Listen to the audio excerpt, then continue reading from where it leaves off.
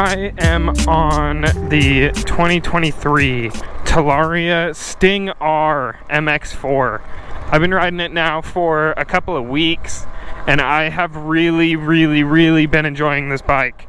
Just for background, I do some mountain biking, a lot of BMX. I'm comfortable on a bike, but I have not done a lot of dirt biking, which is what this is most like. So this is all pretty new to me still. As you can see, I've made some minor modifications. It does have the P&W components bars on it. I also put some Shimano shorty levers on it with no brake sensors. I think I have a little over 200 miles on it at this point, and it's been great. It's been really reliable. I haven't had any issues with it. Just kind of getting used to the bike and testing its capabilities. Anyways, let's get riding. Oh, I guess something I did forget to mention is I did put this little bell on here. If you're gonna ride it in a place where bicyclists are riding and people are walking, I highly recommend making sure that you have a bell, something other than this. I'm sure you can tell through the video that that is loud.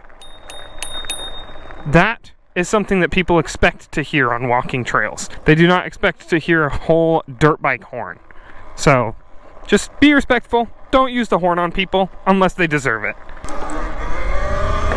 That is another notable thing about this bike, is that it is torquey.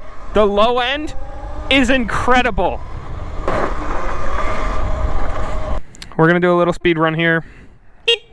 See that? I need to move this. I do that way more often than I'd like to admit.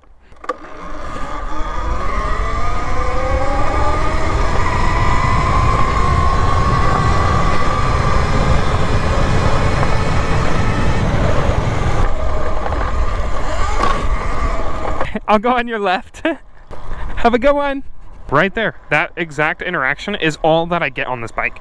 No one has been frustrated about this thing. If anything, people see it and they go, what in the hell is that? And they want to talk to me about it. Let's go down on the beach for a little bit, see what's going on down there. Ooh. Definitely will be upgrading the tires here shortly. I have about 200 miles on this bike, and my rear tire is just about kaput.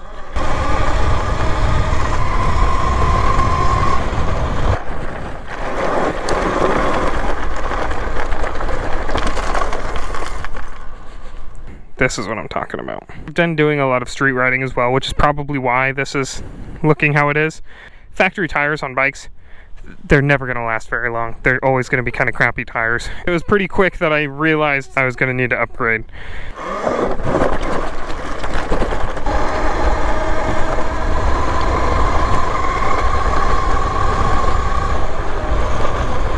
It looks like we'll be going back up the way we came in. Unless I can get up right here.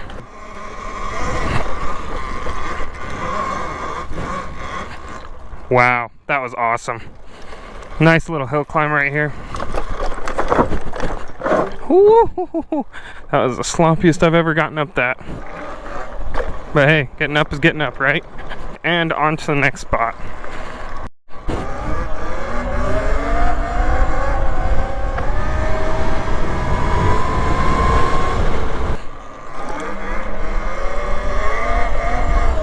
Dang, I always end up leaning to one side or the other. I don't know why I can't hold them straight for long. I think I need to air down the rear tire. I'm not entirely sure though. Okay, here's the next spot. This is actually somewhere that I grew up. My house actually used to be at the start of this, but got bought out and overdeveloped into a bunch of townhomes. So I like to come down here and reminisce every once in a while. The only downside is with this place being bought out by the city and some developer in New York, this place gets a little more busy than it used to. This is another river spot. This is my childhood river spot, actually. So we're gonna go check this out. Oh, geez.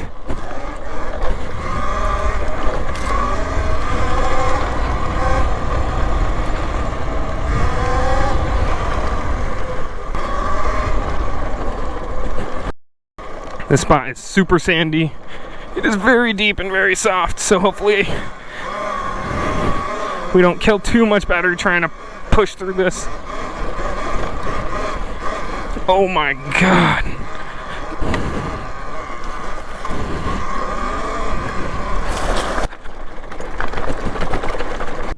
This place is seriously gorgeous.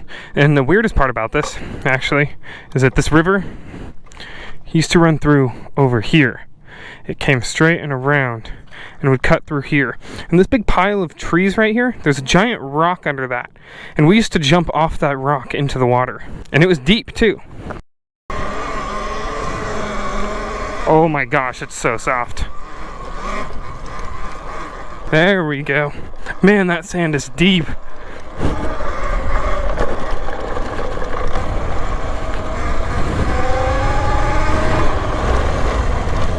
Really, some points that I wanted to talk about in this video are, after riding the bike as much as I have, would I still buy it?